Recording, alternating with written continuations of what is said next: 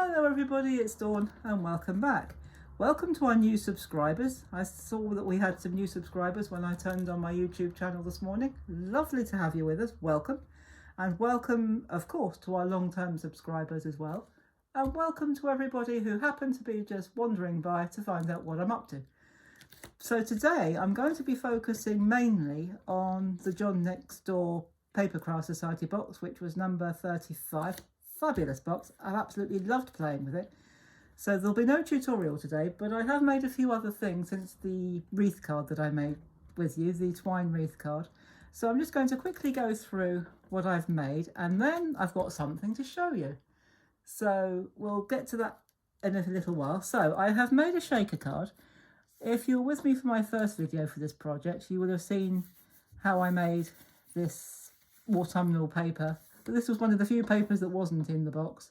This is just for anyone who did miss the first box or the first project. This was watercolour paper or watercolour card, and I used my watercolours to paint my own background so that we got a multi-tone leaf. There's nothing wrong with the papers in the box, they're absolutely fabulous, but I just thought I'd add to it by doing it this way as well.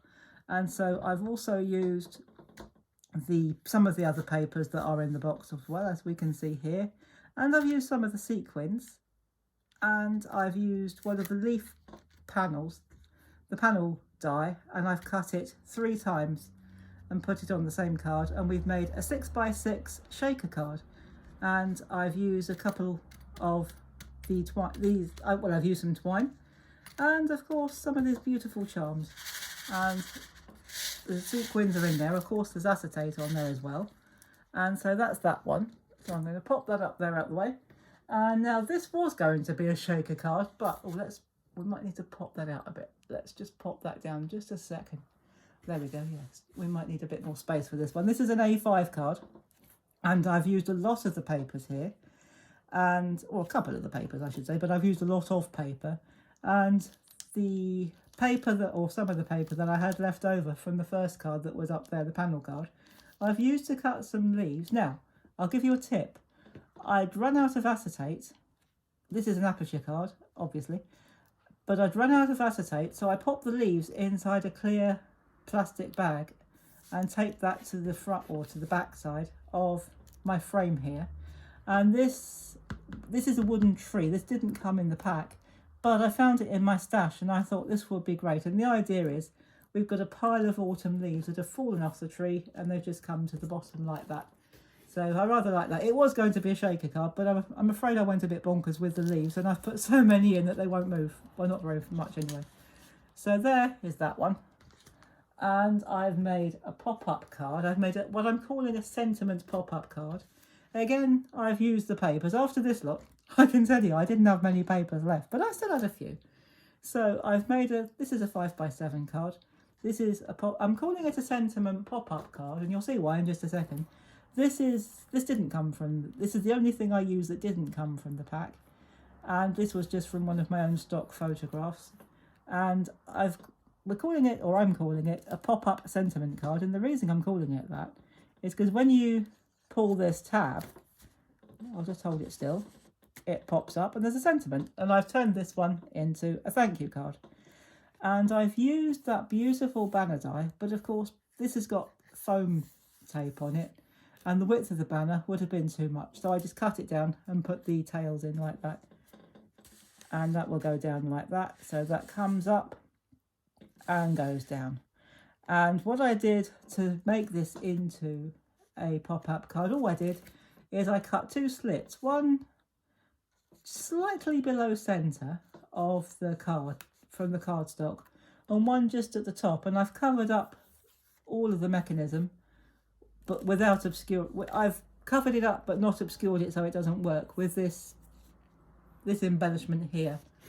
So that's how we do that. So there it goes again, just a quick one for you, and I'll slide that down. And with the little paper I had left, I had some scraps left over and some twine. I've got lots of twine left over still.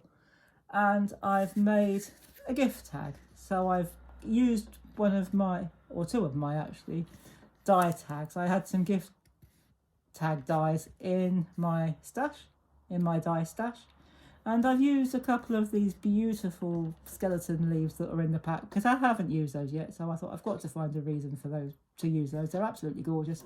And I cut a little bit of the paper and put that in the corner. And of course punched a hole and added some twine. So there we go. Now the other thing I've got to show you, or I want to show you, is the John Next Door Christmas box is out today, which is the 4th of August 2022, and here we are. This is our box. Now I'll let you into a secret here. I've actually already been through it, and again I think we're just going to need to pop that out just a wee bit more. So if I pull that down, I might need to go down a little bit further, just a wee bit. There we go, that should do it. Now if I slide those over to one side so that we don't get confused as to which is which. So I have taken the contents out of the box and I have had a look through it. And so let's have a look together. So I'm going to slide the box over there. Now, first of all, well, I'll tell you what we'll do.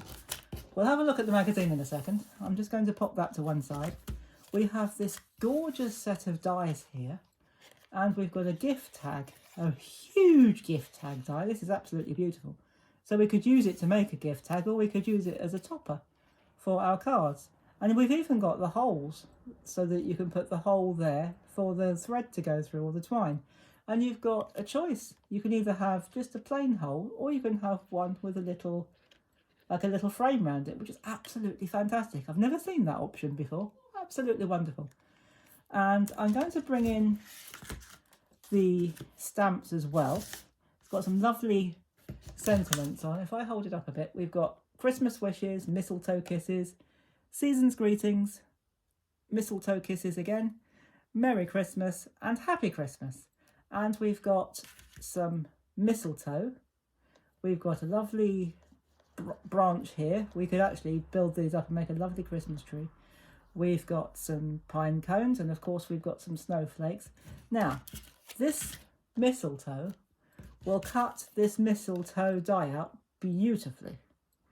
So we can do that. There are quite a few that coordinate. These berries, these holly berries I think they are, they will cut that die will cut those out like that. So that will cut that one. And this little die here will cut out those pine cones like that. So if I hold that over, that will cut that out like that. And they are absolutely superb. I'm going to really enjoy playing with these.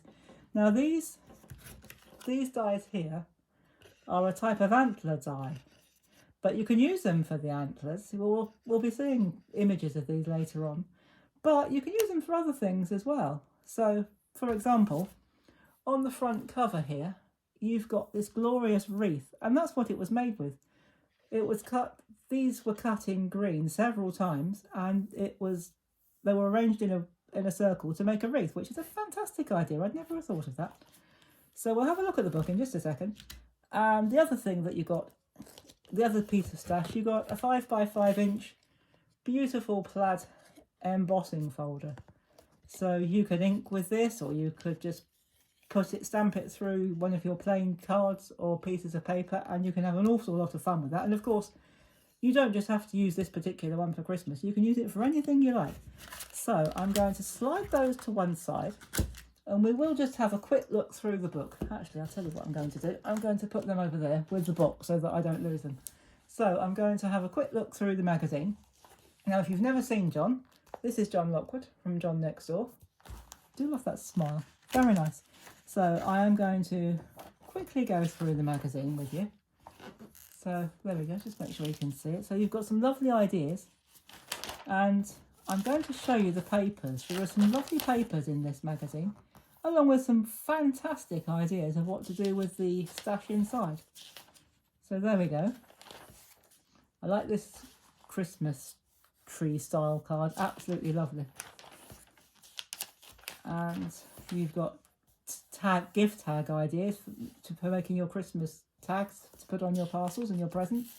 And this, I love this window. That's a good idea.